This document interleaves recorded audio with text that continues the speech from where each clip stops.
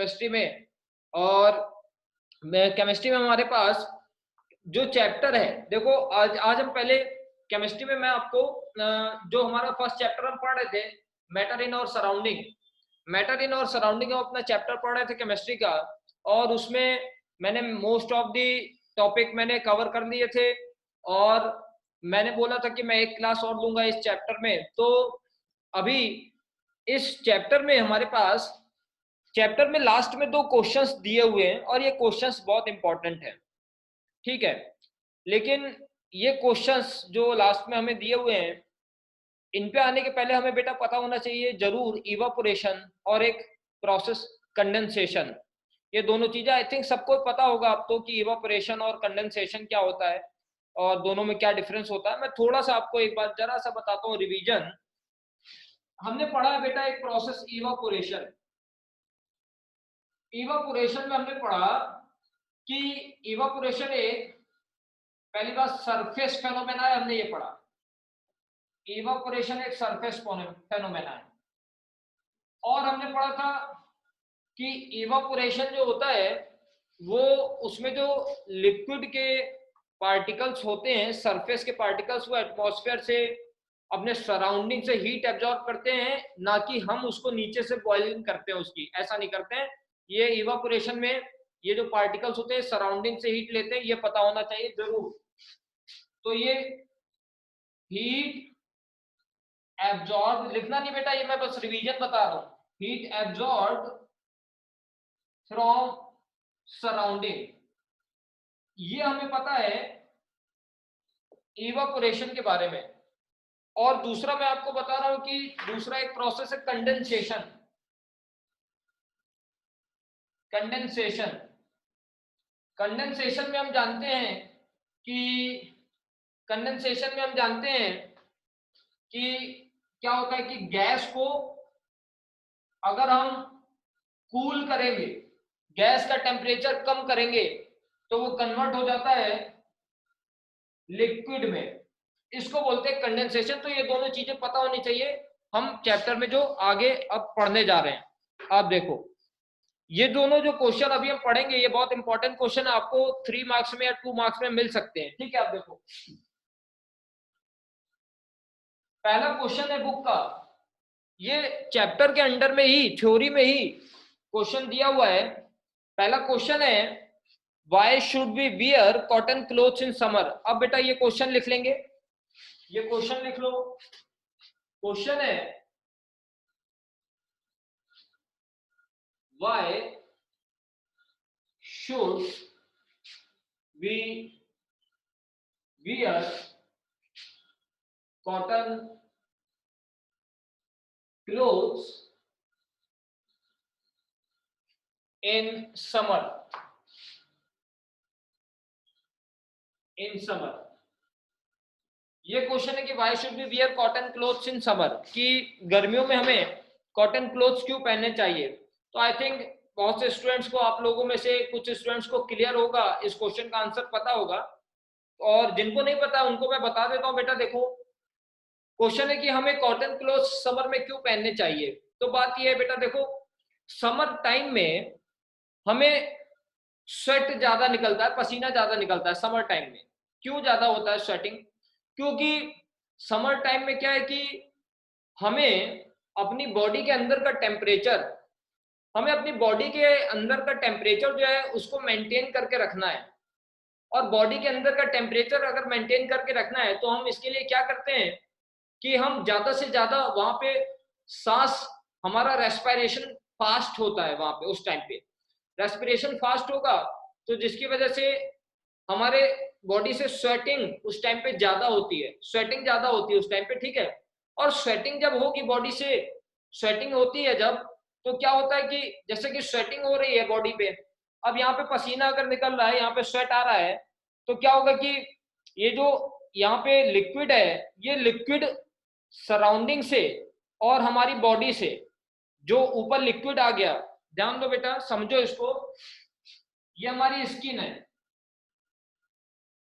ये स्किन है, स्किन के ऊपर स्वेटिंग हो रही है, ये स्वेटिंग हो रही है, ये स्वेट ड्रॉप्स हैं, स्वेट ड्रॉपलेट्स हैं। अब बेटा इसमें क्या हो रहा है कि ये हमारी स्किन से हीट एब्जॉर्ब कर रहा है, ये हमारी स्किन से हीट एब्जॉर्ब कर रहा है और सराउंडिंग से भी हीट एब्जॉर्ब कर रहा है। अगर हमारी स्किन से ये स्वेट हीट एब्जॉर्ब कर लेगा और ये हीट एब्जॉर्ब करके ये तो वेपर में निकल जाएगा ऊपर, और अगर हमारी हीट को ये ले जाएगा तो हमारी बॉडी तक कूल डाउन हो जाएगी। ठीक है, तो हमारी बॉडी कूल डाउन हो जाएगी, तो इसीलिए स्वेटिंग ज्यादा होती है, जिससे कि हमारी बॉडी का टेम्परेचर जो है वो रेगुलेट होता रहे, वो मेंटेन रहे बॉडी का टेम्परेचर। बहुत ज्यादा गर्मी नहीं लगनी चाहिए, बॉडी के अंदर के फंक्शंस प्रॉपरली परफॉर्म हो, हमारी बॉडी का जो नॉर्मल टेम्परेचर है वो बना रहे। ठीक है, अब बेटा देखो क्वेश्चन है कि हमें कॉटन क्लोथ्स क्यों पहनने चाहिए समर में, तो सिंपल सा आंसर है, हम बेटा क्या कर रहे हैं, हमने अपनी स्किन के ऊपर पहना हुआ है एक कॉटन क्लॉथ। ये क्या करेगा, कॉटन जो होता है, कॉटन ये बहुत अच्छा एब्जॉर्बर होता है, वाटर एब्जॉर्बर है, लिक्विड एब्जॉर्बर है कॉटन, बहुत अच्छा। तो इससे क्या होगा कि कॉटन क्लॉथ जो है वो जितना भी हमारा स्वेट है वो एब्जॉर्ब कर लेगा, कॉटन क्लॉथ उसको एब्जॉर्ब कर लेगा स्वेट को, और इसके बाद अब हमारा जो स्वेट था, अब हमारा जो, हाँ आदर्श, अब हमारा जो स्वेट है वो कॉटन क्लॉथ में है। अब क्या होगा कि जो इवापोरेशन होगा ना, वो इवापोरेशन कॉटन क्लॉथ से होगा, स्लो इवापोरेशन होगा, बहुत ज्यादा वाटर लॉस नहीं होगा बॉडी से, कॉटन अच्छा एब्जॉर्बर था, उसने सब एब्जॉर्ब कर लिया स्वेट, अब इवापोरेशन कॉटन क्लॉथ होने लगेगा, और जिसकी वजह से हमारी बॉडी ठंडी रहेगी। ठीक है, तो आंसर भी बेटा बुक में आपके आंसर भी लिखा हुआ है, तो अगर क्वेश्चन आ जाएगा तो इंपॉर्टेंट क्वेश्चन 2 या 3 मार्क्स में आ सकता है।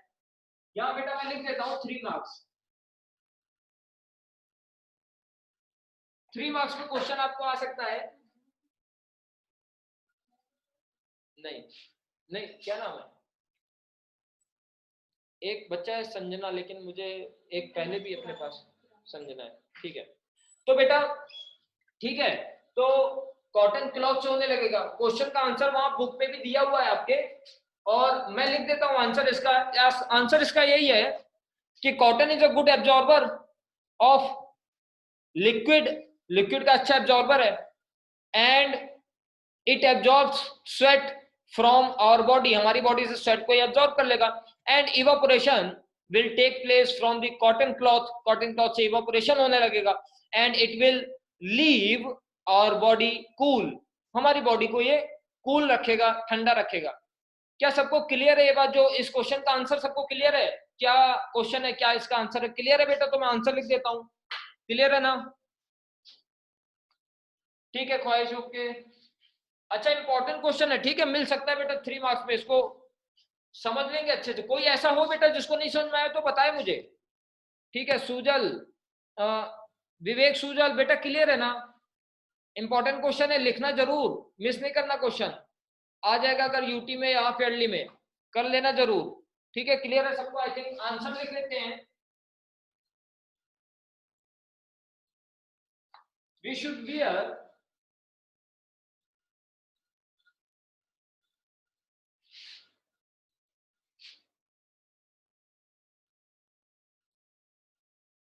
cotton clothes in summer,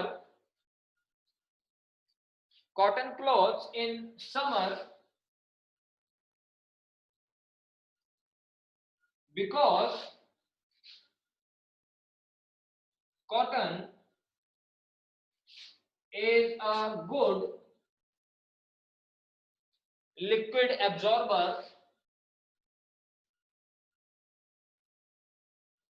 it is a good liquid absorber। अगर बेटा 1 मार्क्स में क्वेश्चन आ जाएगा ना, 1 मार्क में आ जाएगा तो हम इतना ही लिख देंगे कि कॉटन एक अच्छा लिक्विड एब्जॉर्बर है, इसलिए हम उसको समर में पहनना चाहिए। लेकिन अगर ज्यादा मार्क्स में आएगा तो इसके आगे हम लिखेंगे कि it is a good, cotton is a good liquid absorber, comma it absorbs the sweat and evaporation occurs from cotton cloth which leaves our body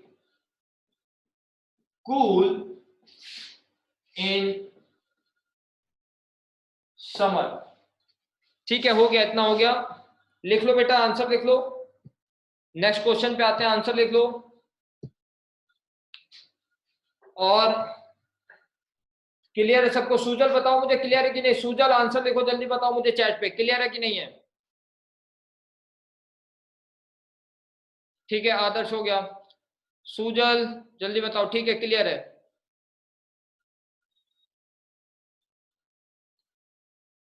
ठीक है, हो गया सबका, रब कर देता हूं।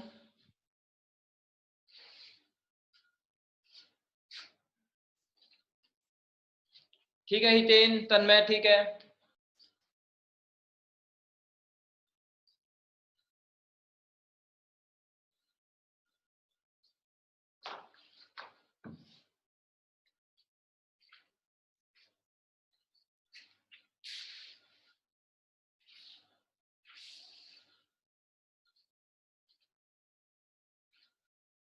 अब देखो बेटा, आ जाते हैं नेक्स्ट क्वेश्चन पे।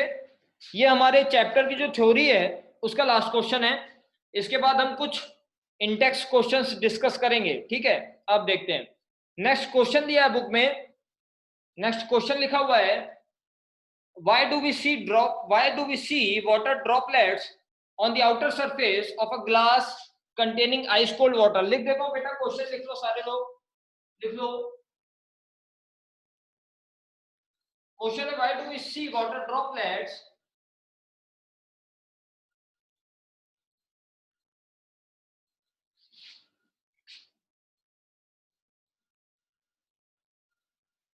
on the outer surface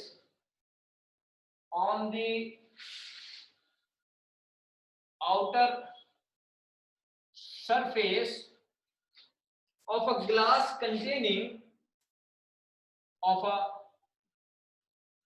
containing ice cold water, containing ice cold water. लिख लो बेटा, क्वेश्चन लिख लो। अब देखो आगे,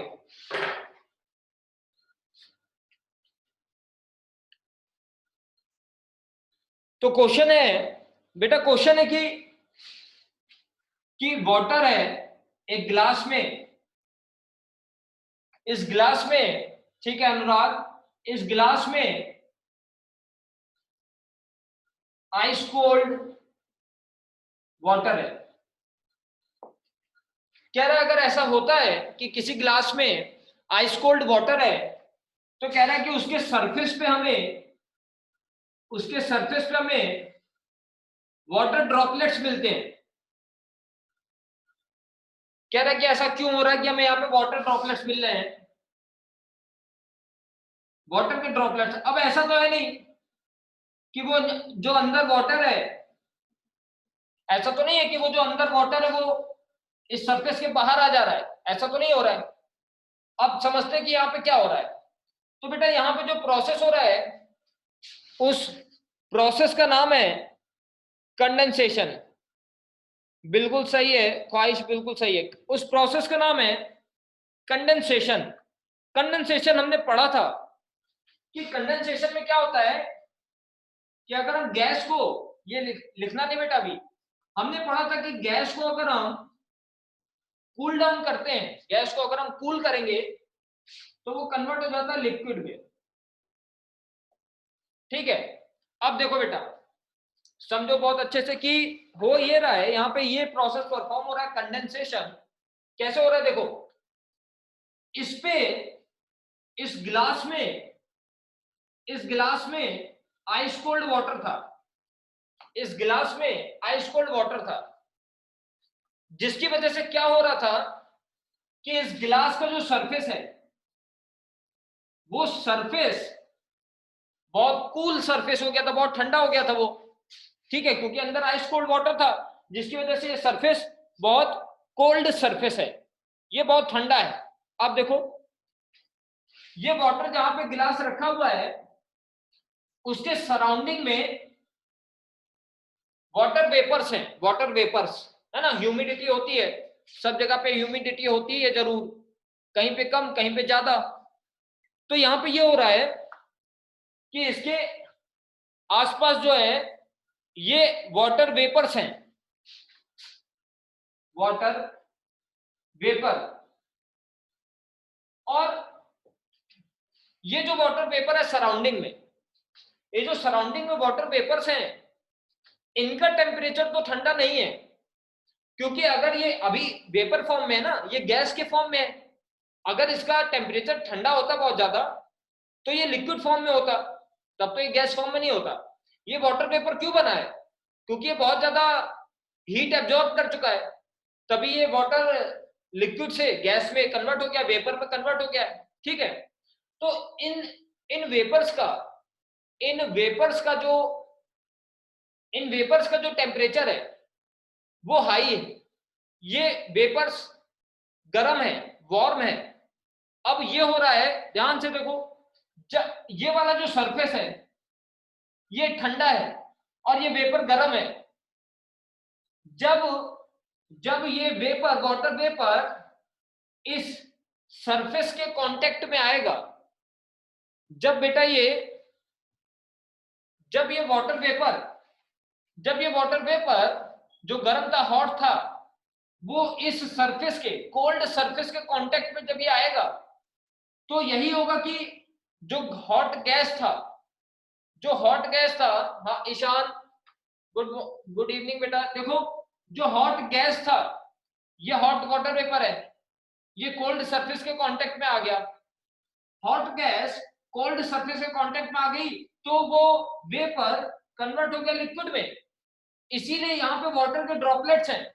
तो इसका ये मतलब नहीं है कि वो वाटर ग्लास के अंदर से बाहर आ रहा है, ये जो बाहर वाटर की ड्रॉपलेट्स हमें ग्लास के सरफेस पे दिख रही हैं, ये सराउंडिंग के, ये एनवायरमेंट में जो सराउंडिंग में जो वाटर के वेपर्स थे वो जब इस ग्लास के इस कोल्ड सरफेस के कांटेक्ट में आए, वो जब वाटर वेपर जो गैस है वो जब कोल्ड सरफेस के कांटेक्ट में आया तो वो कन्वर्ट हो गया लिक्विड में, और वही लिक्विड एज अ ड्रॉपलेट हमें शो हो रहा है। क्लियर है सबको कि हमें क्यों वाटर ड्रॉपलेट्स बाहर दिखते हैं ग्लास के बाहर? क्लियर है सबको? जल्दी से बताओ तो आंसर लिखते हैं फिर इसका थ्योरी में बेटा, जल्दी से बताओ, क्लियर है, यस और नो? ठीक है, ख्वाहिश, अनुराग, तन्मय नो, ओहो, आदर्श यस, बाकी सबको समझ में आ गया।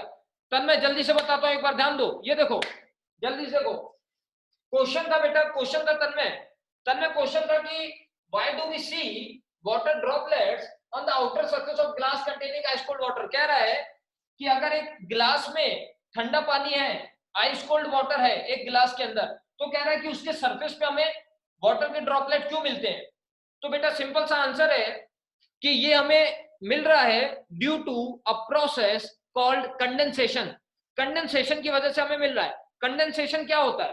कंडेंसेशन में हमने बेटा हमने कंडेंसेशन में पढ़ा था कि जब गैस को ठंडा करते हैं तो वो लिक्विड में कन्वर्ट हो जाती है, हमने ये पढ़ा था। अब देखो बेटा, अभी इस पे मैं कोई भी वाटर ड्रॉपलेट नहीं है, ठीक है। अब देखो इसमें ठंडा पानी था बहुत ज्यादा, आइस कोल्ड वाटर था, जिसकी वजह से इस गिलास का सरफेस बहुत ज्यादा ठंडा हो गया, ग्लास का सरफेस जो है वो ठंडा हो गया। इससे बेटा क्या हुआ, इससे देखो जो सराउंडिंग में वाटर वेपर थे ना, जो सराउंडिंग में वाटर वेपर थे, सब तरफ वाटर वेपर्स है, सब तरफ वाटर वेपर है। ये गैस है ना, वाटर वेपर तो गैस के फॉर्म में है, ये गैस के फॉर्म में वाटर वेपर। जब ये गर्म वाटर वेपर्स इस कोल्ड सरफेस के कांटेक्ट में आएंगे, जब गर्म वाटर वेपर्स गैस जो है वो कोल्ड सरफेस के कांटेक्ट में आएगा तो लिक्विड में कन्वर्ट हो जाएगा। वही वाटर वेपर सराउंडिंग वाले इसके कांटेक्ट में आए जब, तो यहाँ पे वो लिक्विड में कन्वर्ट हो गए और डिपॉजिट हो गए ग्लास के सरफेस पे as a water droplet.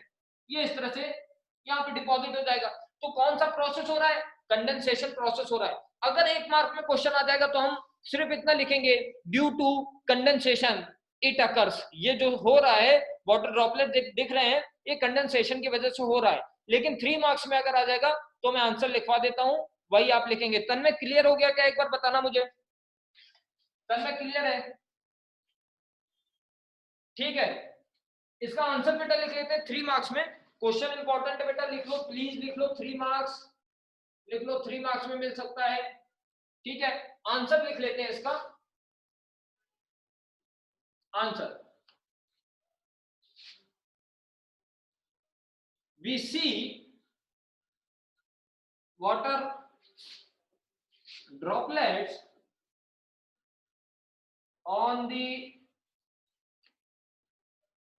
surface of glass containing ice cold water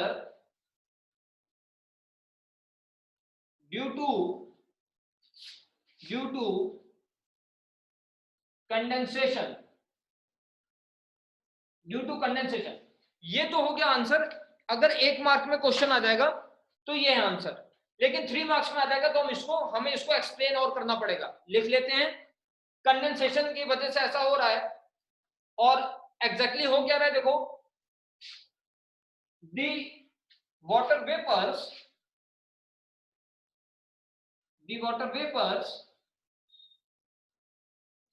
in the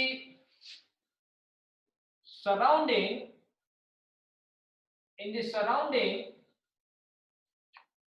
when gets in contact with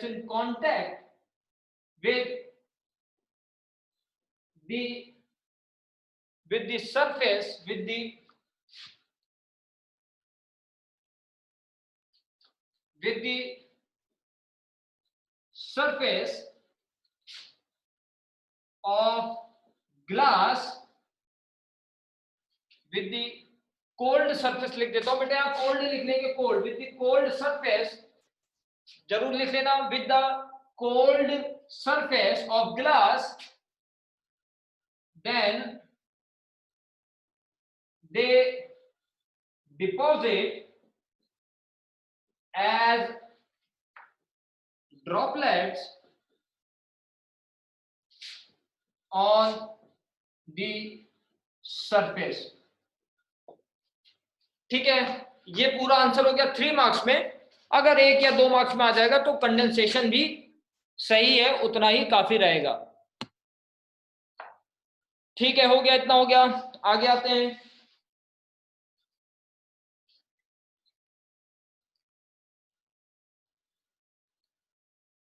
ठीक है, हो गया सबका? ठीक है बेटा, रब कर रहा हूं।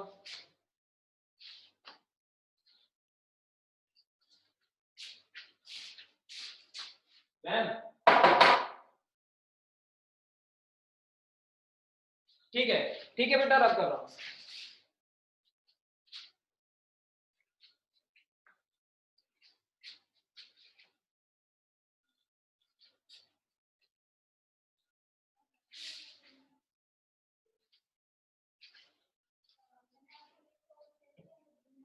अब देखो बेटा, आ जाते हैं एक और नेक्स्ट क्वेश्चन पे। इंटेक्स क्वेश्चन है ये आपका, ये आपकी बुक का इंटेक्स क्वेश्चन है, इंपॉर्टेंट है।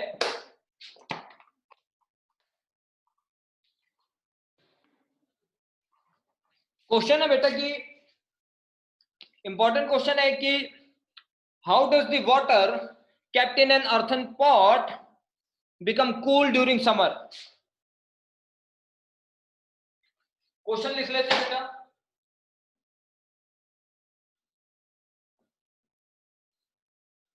How does water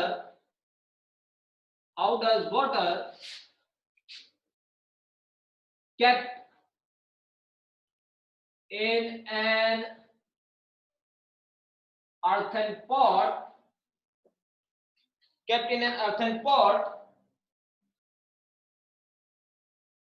become cool during summer? Become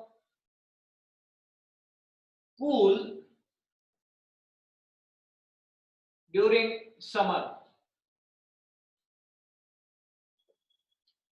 ये क्वेश्चन है। तो ये जितने भी क्वेश्चन मैं आपको आज करवा रहा हूं ना अभी, ये सारे क्वेश्चन बेटा इंपॉर्टेंट है, दो या 3 मार्क्स में आ सकते हैं, ठीक है। सबका आंसर एक तरह से मिलता जुलता है। इस वाले क्वेश्चन पे आ जाते हैं। इसमें क्वेश्चन में पूछ रहा है बेटा कि एक अर्थन पॉट में, इस क्वेश्चन में बेटा पूछ रहा है कि एक अर्थन पॉट में हमने जो वाटर रखा है वो कैसे समर में वो कैसे कूल हो जाता है, वो कैसे कोल्ड वाटर हो जाता है, कैसे कूल हो जाता है। अब आंसर देखो बेटा, यहां पे हो रहा है जो प्रोसेस, बताओ कौन सा प्रोसेस बेटा हो रहा है, कंडेंसेशन या इवापोरेशन? जल्दी से बताओ, किसी को पता है तो। क्यों हो रहा होगा ऐसा? ये वाटर ठंडा क्यों हो जा रहा है इसके अंदर? अर्थन पॉट के अंदर वाटर रख देते हैं। गरिमा बिल्कुल सही है, इवापोरेशन बिल्कुल सही है, इवापोरेशन।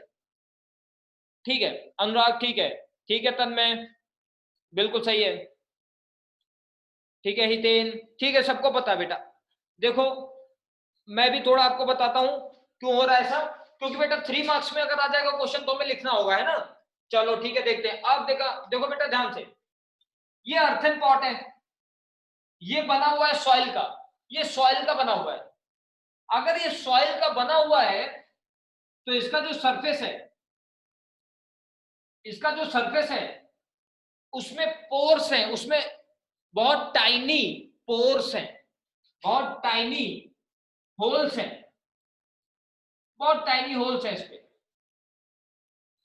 इन होल्स की वजह से हो क्या रहा है कि अंदर का जो वाटर है वो इसके सरफेस पे डिपॉजिट हो जा रहा है, वाटर इसके सरफेस पे डिपॉजिट हो जा रहा है, सरफेस पे वाटर डिपॉजिट हो जा रहा है। इसकी वजह से क्या हो रहा है कि जब ये वाटर जो सरफेस पे डिपॉजिट हो गया है, ये वाटर क्या करेगा कि ये हीट एब्जॉर्ब करेगा सराउंडिंग से भी, और अपने पॉट के सरफेस से भी, इसका जो सरफेस है उससे भी ये हीट लेगा। तो यहां पे जो सरफेस पे वाटर है उसका इवापोरेशन हो रहा है, और इवापोरेशन में हमने पढ़ा था कि सराउंडिंग से हीट एब्जॉर्ब करता है, तभी वो इवापोरेट हो जाता है वाटर। तो यहाँ पे जो वाटर है वो सराउंडिंग से भी हीट एब्जॉर्ब कर रहा है, और अपने जो अर्थन पॉट है, जो उसका सरफेस है, उससे भी हीट एब्जॉर्ब कर रहा है। उस अर्थन पॉट में सब हीट ले लिया, आप कहां से आ रही हीट? जो अंदर वाटर है, अब उसकी हीट ट्रांसफर हो जा रही है, जो अंदर वाटर है उसकी भी हीट ट्रांसफर हो गई। तो अगर अंदर के वाटर वाली हीट बाहर चली जाएगी तो ये वाटर अपने आप कूल डाउन हो जाएगा। तो हमें इसका आंसर ये लिखना है कि अर्थन पॉट में होते हैं पोर्स, और पोर्स की वजह से वाटर उसके सरफेस पे हो जाता है डिपॉजिट, और वो जो सरफेस वाटर है वो अपने सराउंडिंग से हीट एब्जॉर्ब करता है और इवापोरेट हो जाता है, जिसकी वजह से अंदर का वाटर कूल हो जाता है। यही हमें थ्योरी में लिखना है। अगर 3 मार्क्स में आ जाएगा तो हम अच्छे से एक्सप्लेन करके इसको बताएंगे। ठीक है बेटा, आंसर लिख लेते हैं। समझ में आ गया ना सबको? जल्दी से बता दो, आंसर लिखते हैं। आंसर है, ठीक है देवांशु, ठीक है बेटा, आंसर है, ठीक है ख्वाहिश, ठीक है आपको पहले से पता था। चलो ठीक है, आंसर लिखते हैं बेटा। मैं डायरेक्ट लिख रहा हूं, बिकॉज से स्टार्ट कर रहा हूं। Because surface of earthen pot contains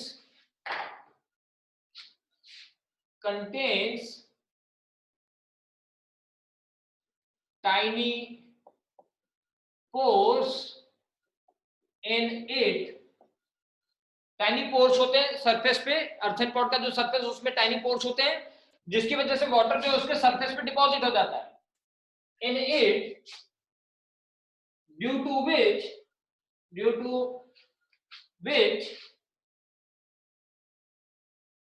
water gets deposited on the surface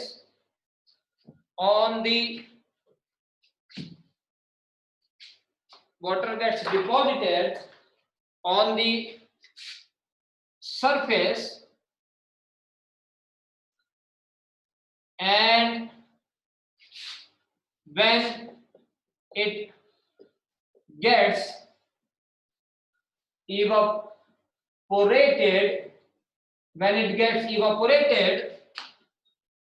it absorbs heat from the surrounding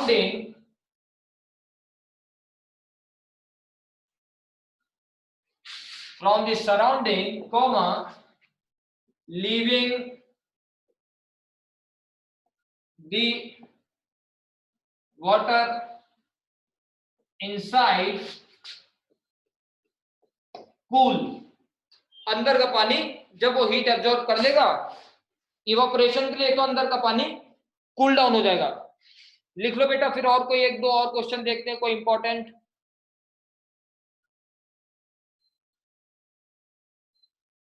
ठीक है, ओके.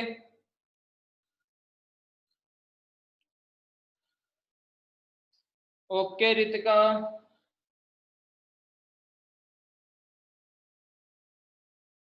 ठीक है गरिमा, हो गया.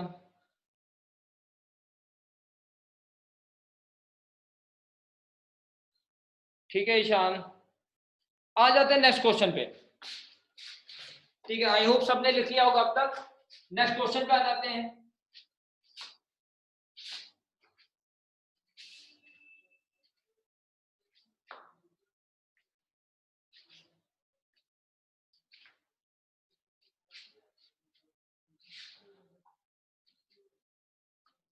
नेक्स्ट क्वेश्चन दिया हुआ है. क्वेश्चन में बेटा ये अधिकतर मैक्सिमम आ जाता है ये क्वेश्चन, इसलिए एक और ये वाला क्वेश्चन और करवा देता हूं. एक क्वेश्चन और करवा देता हूं. Question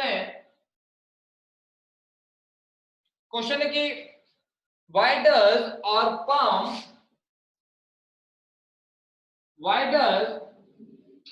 our palm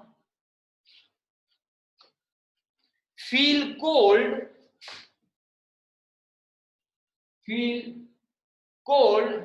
good evening Tanya, very good evening. Feel cold when we put some acetone,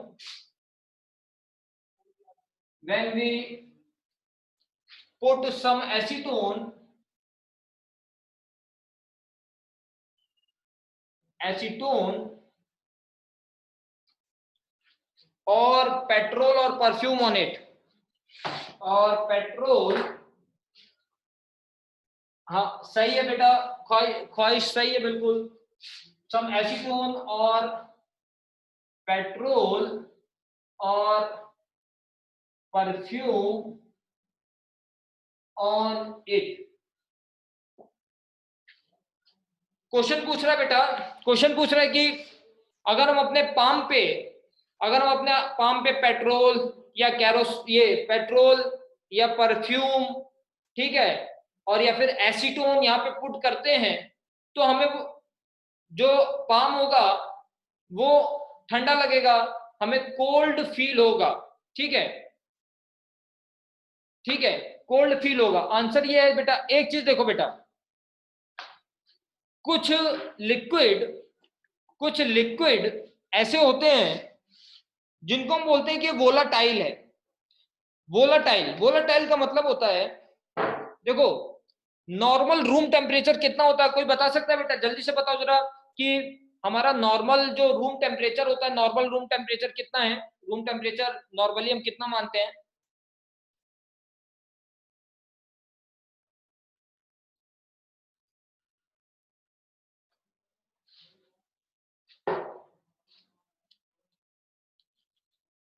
जल्दी बताओ, किसी को पता है? Normal room temperature 30 approx, 36, 29. Ishaan 36, 37, ये जो आप लोग 36, 37 वाले हैं, ये हमारा नॉर्मल बॉडी टेम्परेचर है. मैं बॉडी टेम्परेचर की नहीं बात कर रहा हूँ, रूम टेम्परेचर की बात कर रहा हूँ. ठीक है, जो अराउंड 20 के आसपास है वो सही है, हम नॉर्मल रूम टेम्परेचर बोलते हैं 25 डिग्री सेल्सियस, 25 डिग्री सेल्सियस। अब बेटा देखो, ध्यान दो, कोई बात नहीं, अब पता चल गया, सबको पता होना चाहिए 25 degree Celsius normal room temperature है। अब बेटा देखो, कुछ लिक्विड, कुछ लिक्विड ऐसे होते हैं जिनको हम रूम टेम्परेचर पर रख देंगे ना, रूम में, खाली रूम में रख देंगे तो वो अपने आप लिक्विड खत्म हो जाएगा। क्यों खत्म हो गया? क्योंकि वो इवापोरेट हो गया, वो बहुत जल्दी इवापोरेट हो जाता है। वाटर देखो बेटा, वाटर भी अगर कहीं रख देंगे रूम पे, कहीं पे वाटर स्प्लिट कर देंगे तो वाटर भी थोड़ी देर में इवापोरेट होगा, लेकिन उसमें टाइम लगेगा, उसको बहुत हीट चाहिए इवापोरेशन के लिए, वाटर को, वाटर के पार्टिकल्स को। लेकिन लेकिन जो पेट्रोल है, जो परफ्यूम है, जो एसीटोन है, ये रूम टेम्परेचर पे बहुत जल्दी इवापोरेट हो जाता है। क्यों? क्योंकि इनका बॉइलिंग पॉइंट बहुत लो होता है, बहुत कम टेम्परेचर पे ये इवापोरेशन शो करते हैं। ठीक है, अब देखो बेटा, बात ये है कि हमने अपने पाम पे, कैसे बना दूं पाम, कुछ ऐसे करके बना देता हूं। यहां पे हमने पेट्रोल रखा हुआ है पाम पे। अब देखो बेटा, पाम पे पेट्रोल रखा है, तो ये क्या कर रहा है पेट्रोल, ये वो सब्सटेंसेस, वो लिक्विड जो रूम टेम्परेचर पे बहुत जल्दी इवापोरेट हो जाते हैं, उसको हम बोलते हैं, उसको हम बोलते हैं, उस लिक्विड को बोलते हैं कि ये वोलाटाइल लिक्विड है, ये वोलाटाइल सब्सटेंस है। ठीक है, और देखो बेटा, ये क्या करेगा, ये सेम वही कर रहा है जो नॉर्मली इवापोरेशन में होता है, कि ये सराउंडिंग से और हमारे पाम से हीट एब्जॉर्ब कर ले रहा है, और हीट एब्जॉर्ब करके ये इवापोरेट हो जा रहा है। और इसका तो जो इवापोरेशन के लिए जो टेम्परेचर चाहिए, इसको जो बॉइलिंग टेम्परेचर है बहुत लो है, जिसकी वजह से बहुत जल्दी इवापोरेट हो जा रहा है, और बहुत जल्दी हमें, उतना ही जल्दी हमें कोल्ड फील हो रहा है पाम पे। तो इसी को लिख लेते हैं कि ये जो सब्सटेंसेस बताए हैं, ये सारे वोलाटाइल सब्सटेंस है, जिसकी वजह से ये बहुत फास्ट इवापोरेशन शो करते हैं, और बहुत फास्ट हमारे पाम से और सराउंडिंग से हीट एब्जॉर्ब करते हैं, जिसकी वजह से हमारा पाम कोल्ड फील करता है। लिख लेते हैं इसको, पॉइंट को, आंसर लिखो बेटा, answer, because these substances are volatile, in nature, volatile in nature, and they absorb heat from our palm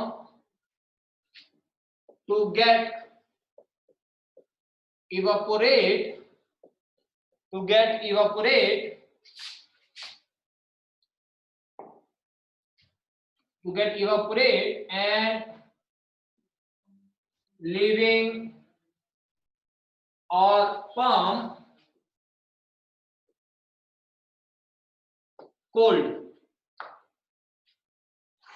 ठीक है, 3 मार्क्स में आ जाएगा, तो मिस नहीं करेंगे बेटा, जरूर कर लेंगे, समझ लेना सब लोग। ठीक है बेटा, ख्वाहिशों के, ठीक है, हो गया सबका। आगे बढ़ते हैं। अब देखो बेटा, क्वेश्चन तो और भी दिए हुए हैं इसमें, लेकिन मैं सारे अभी नहीं करवा रहा हूं। कुछ क्वेश्चंस आपको होमवर्क दे दूंगा, आप खुद से करना, नहीं समझ में आएगा तो मैं फिर उसको डिस्कस करूंगा। चलो, एक क्वेश्चन दिया है, एक्सरसाइज में क्वेश्चन है, एक्सरसाइज में बेटा क्वेश्चन है कि आइस या वाटर। ठीक है, हो गया सबका।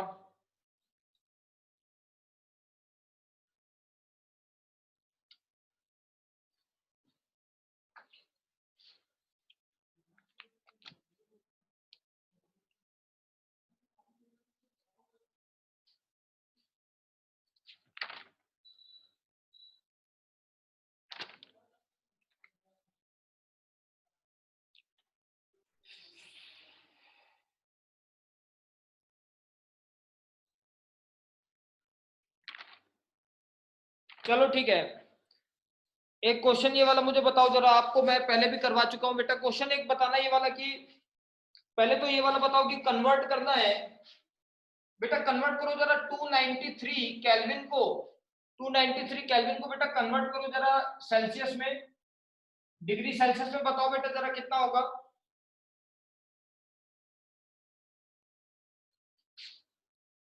जल्दी से बताओ कितना होगा 293 केल्विन को सेल्सियस में, कितना माइनस करेंगे, माइनस करके बताओ बेटा कितना हो जाएगा। 20 सही है, ठीक है ठीक है ठीक है। ओए किसी ने बहुत लेंदी आंसर लिखा है, तान्या ने, ओ हाँ ठीक है तान्या, बिल्कुल सही है, 20 डिग्री सेल्सियस, ठीक है 20, ठीक है। चलो एक ये वाला बताओ, 25 डिग्री सेल्सियस को कन्वर्ट करना है केल्विन में, ये वाला लास्ट बताओ जल्दी से।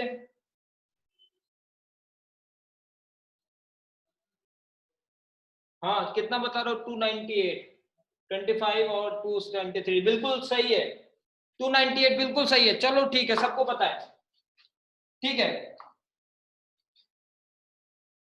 चलो बेटा बताओ क्वेश्चन, ऐसे बताओ जल्दी से कि क्वेश्चन लिखा हुआ है, ध्यान से सुनो। हाँ हितेन, हाँ हितेन सही है बेटा। चलो क्वेश्चन बताओ मुझे, लिखा हुआ है कि नेफ्थालिन बॉल्स, जो नेफ्थालिन होता है वो डिसअपियर हो जाता है और विदाउट लीविंग एनी सॉलिड, कौन से प्रोसेस की वजह से नेफ्थालिन बॉल्स डिसअपियर हो जाती हैं, कौन से प्रोसेस की वजह से। सब्लिमेशन, ठीक है तान्या, ठीक है, सबको पता होना चाहिए बेटा, सब्लिमेशन की वजह से हो रहा है ये, ठीक है बिल्कुल सही है। चलो दूसरा क्वेश्चन, ठीक है ठीक है, दूसरा क्वेश्चन बेटा बताओ मुझे कि क्वेश्चन लिखा हुआ है, ध्यान से सुनो। क्वेश्चन लिखा है कि we can get the smell of perfume sitting several metres away, हम दूर भी बैठे होंगे तो परफ्यूम की स्मेल आ जाती है। बताओ बेटा कौन से प्रोसेस के थ्रू, कौन सा प्रोसेस हो रहा है। डिफ्यूजन, ठीक है सबको पता है डिफ्यूजन, ठीक है बेटा, ठीक है,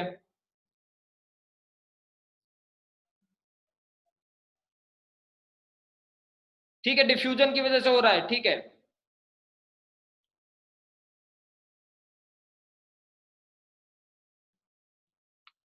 चलो ठीक है, बाकी क्वेश्चंस बेटा आपको सॉल्व करने होंगे घर पे बेटा, प्रैक्टिस करना।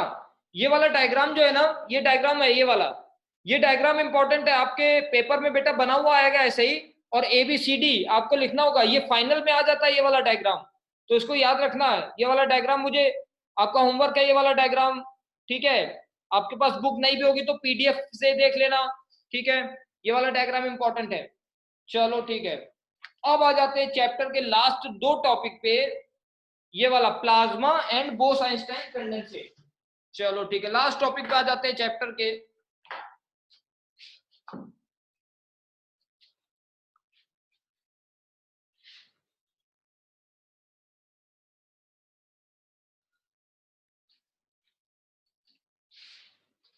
ओ देखो बेटा, PDF नहीं है, PDF मैं सेंड करूंगा सबको, PDF अभी ग्रुप पे भेज देता हूं, मैं अभी भिजवा देता हूं PDF, ठीक है। देखो अभी तक बेटा हमने पढ़ा था सॉलिड, लिक्विड और गैस, हमने तीन स्टेट्स ऑफ मैटर पढ़े हैं, सॉलिड, लिक्विड और गैस हमने स्टेट्स ऑफ मैटर पढ़े। इसके अलावा साइंटिस्ट ने हमें दो स्टेट ऑफ मैटर और बताए। हमें जो क्वेश्चन आएगा एनसीईआरटी में, CBSE में, वो सॉलिड, लिक्विड, गैस से ही आएगा, लेकिन ऐसा हो सकता है कि क्वेश्चन आ जाए सिर्फ आपसे नाम पूछ लेगा कि और कौन से एक्स्ट्रा दो स्टेट्स ऑफ मैटर हैं, या फिर ऐसा क्वेश्चन आ सकता है कि what are the 5 states of matter, ठीक है। तो 5 स्टेट्स ऑफ मैटर भी आपको क्वेश्चन आ सकता है, तो हमें वहां पे नाम जरूर पता होना चाहिए, ठीक है। आप देखो हमारे पास जो एक्स्ट्रा दो स्टेट्स ऑफ मैटर हैं, वो है हमारे पास एक प्लाज्मा, स्टार्ट करते हैं प्लाज्मा से।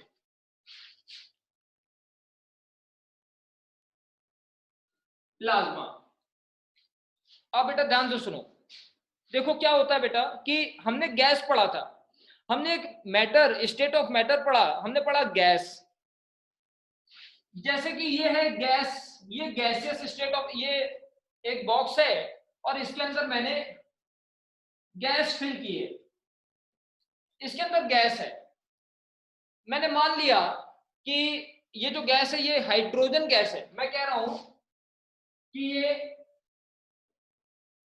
हाइड्रोजन गैस है,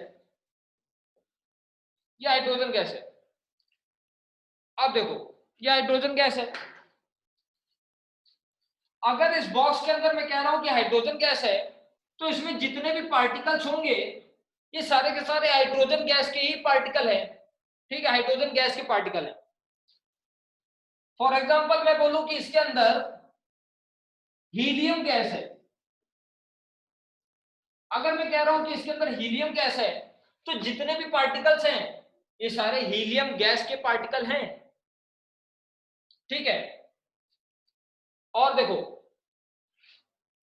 लेकिन प्लाज्मा, प्लाज्मा भी एक एक तरह का गैसियस स्टेट ऑफ मैटर है, लेकिन प्लाज्मा में, अब देखो बेटा, मैं कह रहा हूं कि इस वाले बॉक्स के अंदर मैंने plasma state of matter fill किया हुआ है। अब देखो क्या डिफरेंस है, और बेटा देखो ये जो प्लाज्मा वाला स्टेट है ना, ये भी मैंने हीलियम से ही बनाया है। आप ध्यान दो, ध्यान से देखो, मैंने इसमें भी हीलियम फिल किया, ठीक है। अब मैंने क्या किया कि इसके अंदर इसके अंदर इसके अंदर बेटा मैंने इलेक्ट्रिक करंट पास कराया,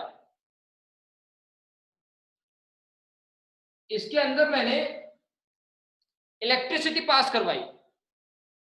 इसके अंदर जब मैंने इलेक्ट्रिसिटी पास करवाई तो बेटा पता है क्या हुआ, ये देखो, ये ध्यान से सुनो, ये जो मैंने बनाया है, ये मैंने हीलियम गैस का एक पार्टिकल बनाया। इस हीलियम गैस के पार्टिकल में मैंने बनाया हुआ है एक न्यूक्लियस, और उसके चारों तरफ इलेक्ट्रॉन घूम रहा है, ऐसा कुछ हो रहा है। और जब मैं इस पार्टिकल को इलेक्ट्रिसिटी दूंगा, जब मैं इस पार्टिकल को इलेक्ट्रिसिटी दूंगा तो ऐसा हो जाएगा कि ये इलेक्ट्रॉन यहां से एक्साइट हो जाएगा, उसको इलेक्ट्रॉन को बहुत एनर्जी मिल गई इलेक्ट्रिसिटी से, और वो इलेक्ट्रॉन यहां से निकल गया, वो इलेक्ट्रॉन कहीं और चला गया। और आप बहुत से स्टूडेंट्स को पता होगा, बताओ मुझे इलेक्ट्रॉन पे बेटा पॉजिटिव चार्ज है कि निगेटिव चार्ज है, जल्दी से बताओ, इलेक्ट्रॉन पे पॉजिटिव चार्ज है या निगेटिव चार्ज है? बिल्कुल सही है ख्वाहिश, निगेटिव चार्ज है इलेक्ट्रॉन पे, बिल्कुल सही है, ठीक है। अदर स्टूडेंट्स को जिसको नहीं पता था बेटा अगर, तो अब जान लो, ठीक है, आदर्श सही है, निगेटिव चार्ज था, निगेटिव चार्ज होता है इलेक्ट्रॉन पे। अब देखो बेटा, ध्यान दो, ये देखो, हमने जब इसमें इलेक्ट्रिसिटी पास करवाई तो मैं कह रहा हूं कि इस इलेक्ट्रॉन को एनर्जी मिल गई और ये इलेक्ट्रॉन यहां से चला गया, ठीक है। क्या बच गया, यहां बच गया सिर्फ न्यूक्लियस, और न्यूक्लियस के अंदर था पॉजिटिव चार्ज, तो निगेटिव चार्ज अलग हो गया, पॉजिटिव चार्ज अलग हो गया। इसी तरह से जब इस बॉक्स के अंदर मैंने पूरा हीलियम फिल किया था और उसमें इलेक्ट्रिसिटी पास करवाई, तो यहाँ पे अब हीलियम नहीं बचा। जब वो गैस था तब सिर्फ हीलियम के पार्टिकल्स थे, लेकिन जब वो प्लाज्मा बन गया तो वहां हीलियम के पार्टिकल्स नहीं है, अब वो पार्टिकल्स पॉजिटिव और निगेटिव, पॉजिटिव और निगेटिव, पॉजिटिव और निगेटिव आयंस हैं, ठीक है। तो कहने का मतलब ये है, मैं आपको ये बताना चाहता हूं कि प्लाज्मा जो है वो एक आयोनिक स्टेट है जिसमें चार्ज्ड पार्टिकल्स होते हैं, या तो पॉजिटिव चार्ज वाले या निगेटिव चार्ज वाले। बेटा देखो, मैंने इसमें हीलियम गैस फिल करी थी और मैंने इलेक्ट्रिसिटी पास करवाई थी, तो मैं ये कह रहा हूं कि ये वाला जो प्लाज्मा है ये हीलियम गैस की वजह से बना है। अगर मैं इसमें नियॉन गैस भर देता तो मैं बोलता कि ये वाला नियॉन गैस का प्लाज्मा है। अगर इसमें मैं आर्गन, जेनॉन, क्रिप्टॉन, कोई और गैस भर देता तो मैं बोलता कि ये उस गैस का प्लाज्मा है। हमको सिर्फ इतना पता होना चाहिए कि प्लाज्मा जो है वो एक आयोनिक गैसियस स्टेट है।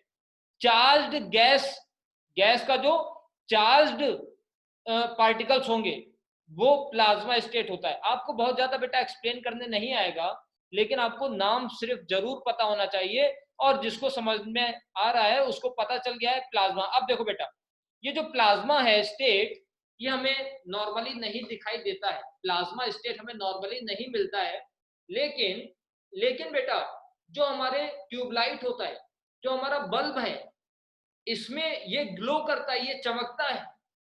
इसके अंदर हमने क्या किया है, इसके अंदर बेटा हमने कोई गैस फिल करी है, और हम नॉर्मली इसमें या तो हीलियम, नियॉन, अलग अलग गैसेस जिसमें हम फिल कर सकते हैं।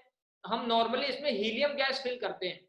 तो ये क्या हो रहा है कि उस ट्यूब में, हमारे ट्यूबलाइट में बेटा, हमारे ट्यूबलाइट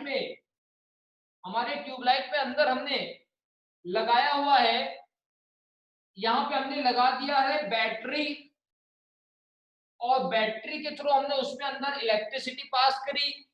अंदर उसमें हमने गैस के पार्टिकल्स भरे थे। जब उनको इलेक्ट्रिसिटी मिली तो वो कन्वर्ट हो गए पॉजिटिव और निगेटिव आयंस में, और जब ये आयंस में हो गए तो इसीलिए ये ग्लो कर रहा है।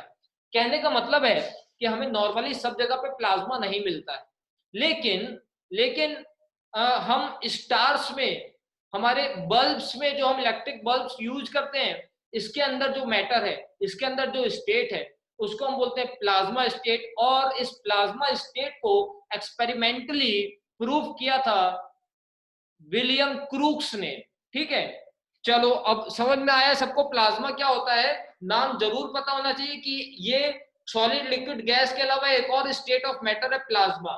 ठीक है, इसको रब करके थोड़ा सा हम इसके पॉइंट लिख लेते हैं।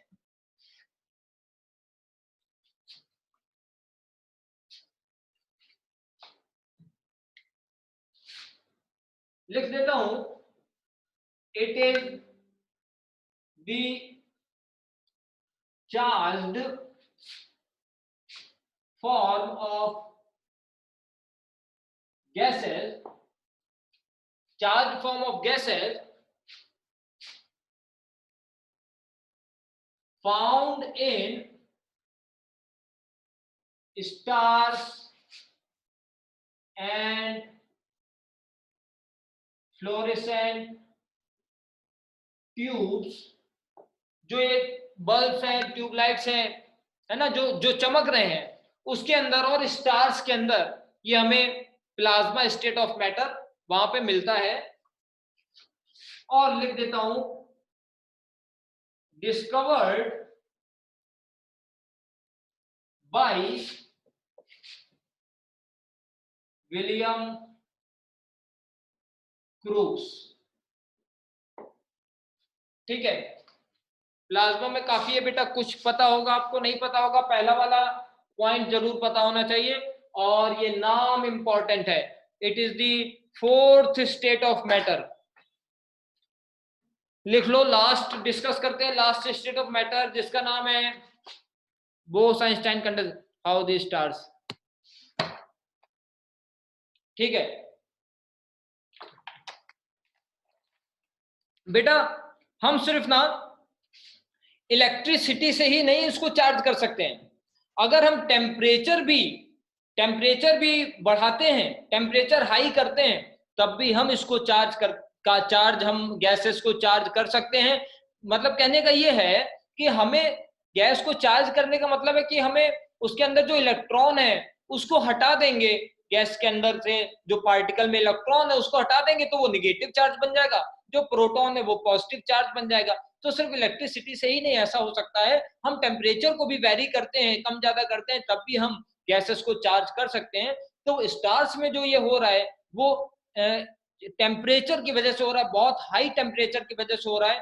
तो हमें तो लेकिन आसपास अपने अर्थ पे इतना हाई टेम्परेचर नहीं मिल सकता है, बिलियंस बिलियंस ऑफ टेम्परेचर है वहां पे, डिग्री सेल्सियस है, जिसकी वजह से वो वहां पे चार्ज्ड गैसेस प्रेजेंट हैं। चलो ठीक है, नेक्स्ट आ जाते हैं।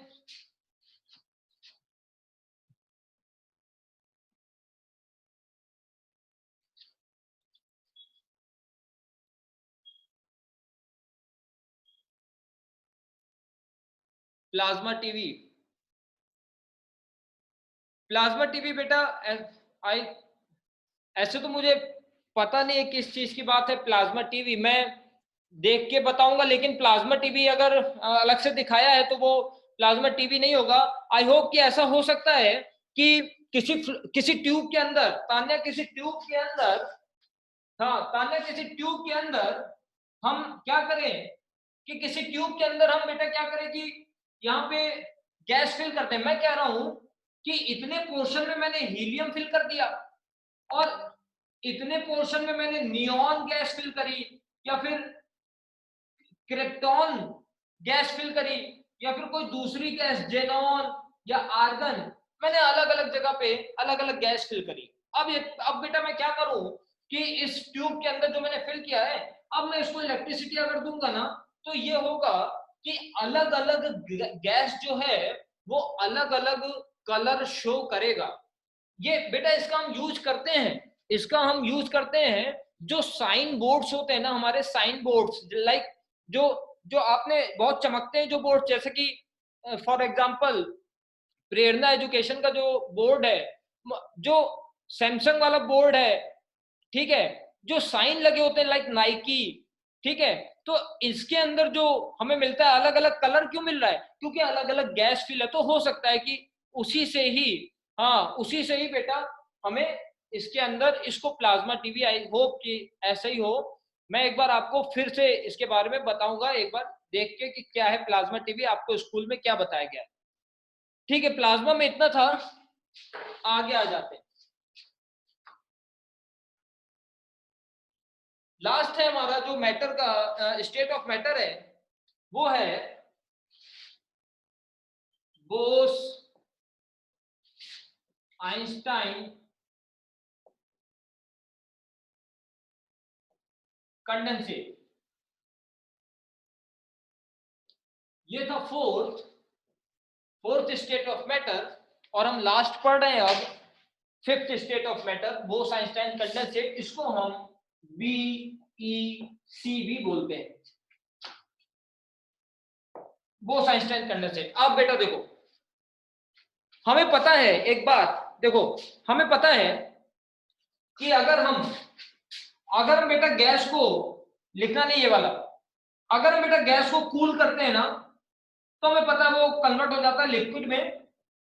इस प्रोसेस को हम बोलते हैं कंडेंसेशन, इस प्रोसेस को हम बोलते हैं कंडेंसेशन। अब देखो, जब तक ये गैस था, ये गैस था, इसके अंदर गैस था, जब तक ये गैस था, तो ये गैस क्यों था, क्योंकि इसके पार्टिकल के पास बहुत एनर्जी थी, और ये पार्टिकल भाग रहे थे इधर उधर, डिफ्यूजन हो रहा था इधर उधर, ये ट्रेवल कर रहे थे। क्यों? क्योंकि इनके पास बहुत एनर्जी थी। हमने क्या किया कि उसको ठंडा कर दिया, उसकी एनर्जी हमने ले ली, निकाल ली एनर्जी उससे, पार्टिकल से, और जब एनर्जी निकाल ली तो वो ज्यादा मूवमेंट नहीं शो कर रहे, उनकी काइनेटिक एनर्जी कम हो गई, और गैस की काइनेटिक एनर्जी कम हो गई तो वो कन्वर्ट हो गया लिक्विड में, क्योंकि हमने उसकी एनर्जी निकाल ली, उसको ठंडा कर दिया था। ठीक है, इसी तरह से बेटा अगर हम बेटा इसी तरह से इस गैस को बहुत माइनस टेम्परेचर पे, around 1 lakh minus temperature, -1 lakh degree पे, ठीक है, इतने बहुत ज्यादा ठंडा कर रहे हैं इसको, अगर हम इसको बहुत ज्यादा ठंडा कर देते हैं तो क्या होता है, तो ये होता है ना बेटा कि अगर हम इसको बहुत ज्यादा ठंडा कर देते हैं ना, तो जो पार्टिकल्स थे, इसमें कोई गैस है और इसको हमने -1 लाख डिग्री सेल्सियस पे रखा हुआ है, तो ये होगा कि इसके पार्टिकल से ना सारी की सारी एनर्जी चली जाएगी। ये सारी एनर्जी इसके सारे पार्टिकल से सारी एनर्जी हमने निकाल ली है, इसके पास बिल्कुल एनर्जी नहीं है। जब इसके पास बिल्कुल एनर्जी नहीं बचेगी, जब बिल्कुल एनर्जी नहीं बचेगी, तो ये सारे पार्टिकल्स पास में आ जाएंगे, ये सारे पार्टिकल्स पास में आ जाएंगे, और हम उसको बोलेंगे कि ये पूरा का पूरा, अब इसमें बहुत सारे पार्टिकल नहीं रह गए, हम बोलेंगे कि ये सारे के सारे एक ही पार्टिकल हो गया है, ये पूरा का पूरा अब एक सिंगल पार्टिकल है, ये एक अब सिंगल एटम है। ऐसा क्यों हुआ? क्योंकि हमने बहुत सारे पार्टिकल्स की सारी एनर्जी निकाल ली थी और हम इसको बोलते हैं कि अब ये सिंगल एटम रह गया है।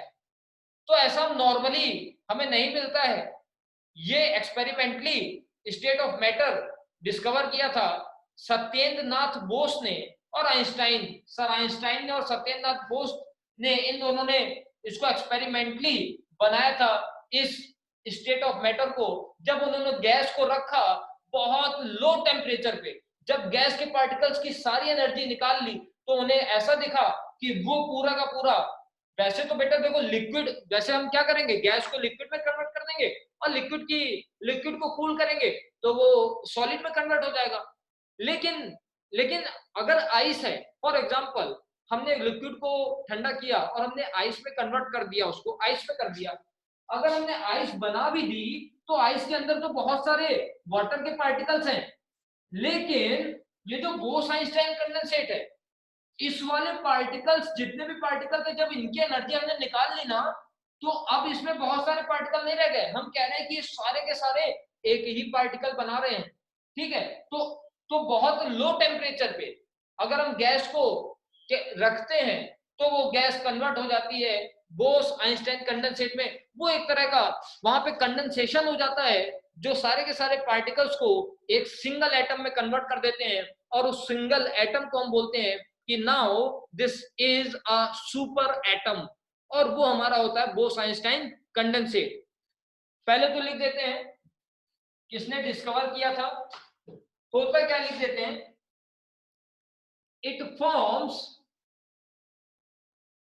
When gas is kept under extremely low temperature, ठीक है, बहुत लो टेम्परेचर पर रखते तब ये फॉर्म होता है।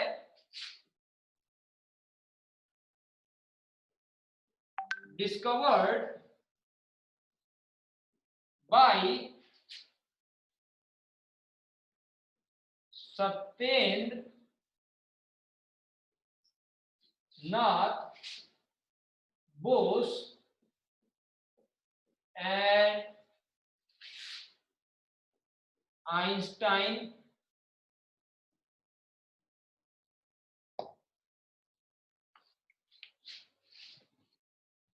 और एक पॉइंट लिख देता हूं कि वो जो गैस है वो कंडेंसेट होके सुपर एटम फॉर्म करता है। After condensation gas forms a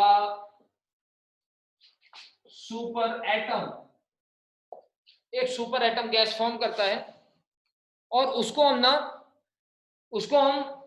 क्लम्ब, CLUMB क्लम्ब भी बोलते हैं। मैं लिख देता हूं यहां पे ब्रैकेट में,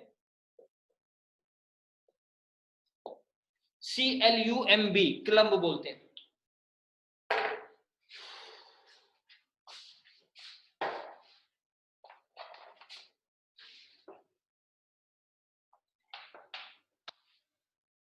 ठीक है, डन। ठीक है बेटा, फर्स्ट चैप्टर डन। किसी को कुछ डाउट हो तो पूछ ले। और टाइम हुआ है 4:12 हुआ बेटा, हम 4:17 पे वापस मिलेंगे। अभी किसी को कुछ डाउट होता है तो सोच लो बेटा, चैट पे डाउट लिखो, आपके पास 5 मिनट्स हैं डाउट लिखने के लिए, ठीक है। 5 मिनट बाद मिलते हैं, हम सेकंड चैप्टर स्टार्ट करेंगे 5 मिनट्स बाद। और किसी को कुछ डाउट है तो लिखो उस पे, ठीक है। फिर से मिलते हैं, सेकंड चैप्टर स्टार्ट करेंगे केमिस्ट्री का 5 मिनट बाद। टाइम है छोटे से ब्रेक।